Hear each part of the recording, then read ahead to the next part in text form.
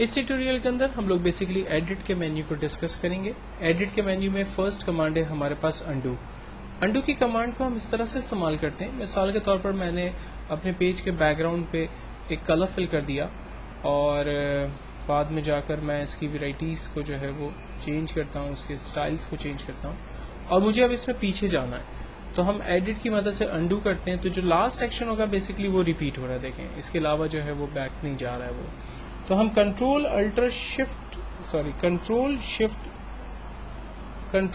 और जेड करेंगे तो बेसिकली ये वन स्टेप बैक अंडू की कमांड का इस्तेमाल करेगा, जबकि फॉरवर्ड वही चीज़ें हमारे लिए वो दोबारा लाता रहेगा।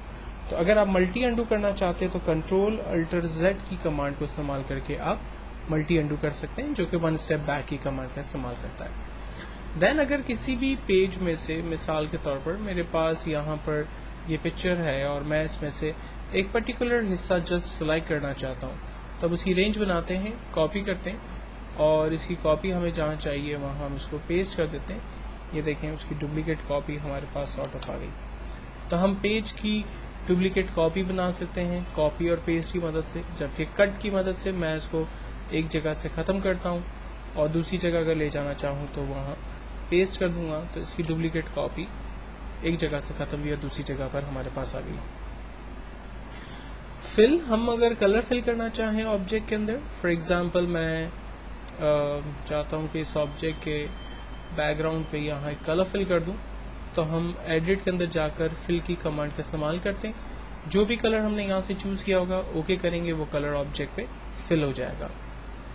और अगर मुझे इसकी आउटलाइन कलर डिफाइन करनी है तो मैं दोबारा कंट्रोल के साथ लेयर पे क्लिक करता हूँ, इसकी आउटलाइन सेलेक्ट हो गई।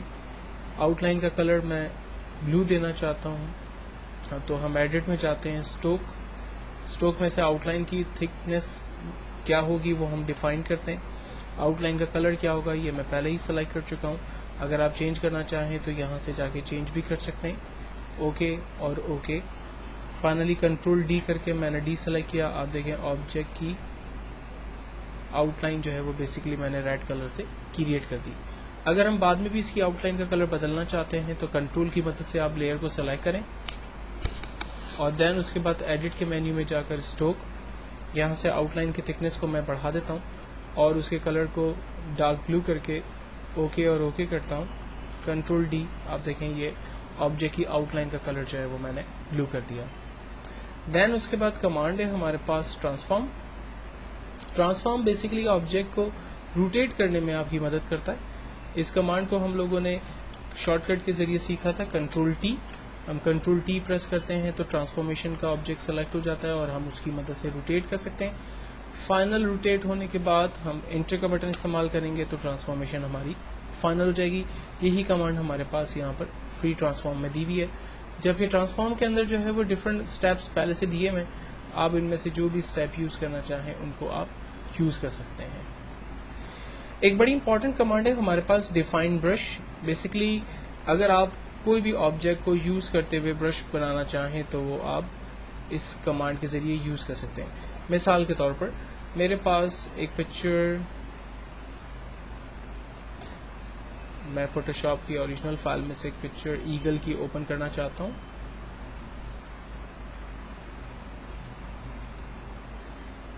ये मेरे पास एक पिक्चर आ रही है और मैं चाह रहा हूं कि इसका जो फेस है बेसिकली वो एज अ ब्रश जो है वो मैं क्रिएट कर लूं। तो मैंने इसके फेस को सेलेक्ट किया और एडिट में जाकर डिफाइन ब्रश की कमांड को इस्तेमाल करके फाइनली ओके करते हैं। इस पिक्चर को बंद कर देते हैं क्योंकि अब हमें इसकी नीड नहीं है। ब्लैंक पेज पर चलकर हम ब्रश की कमांड को इस्तेमाल करते हैं और ब्रश के अंदर सबसे नीचे जाकर देखते हैं हमने जो ब्रश क्रिएट किया था वो ब्रश यहाँ आ रहा है और इस ब्रश के डायमीटर को हम अपने हिसाब से बड़ा कर सकते हैं। फाइनली जस्ट मैं क्लिक करता हूँ, ये देखें ईगल का वो फेस जो बेसिकली मैंने क्रिएट किया था एज अ ब्रश, उसे मैं यहाँ पर यूज कर सकता हूँ। तो एक बेस्ट और बहुत ही पावरफुल कमांड, आप अपनी मर्जी के बेसिकली ब्रश यहाँ पर क्रिएट कर सकते हैं।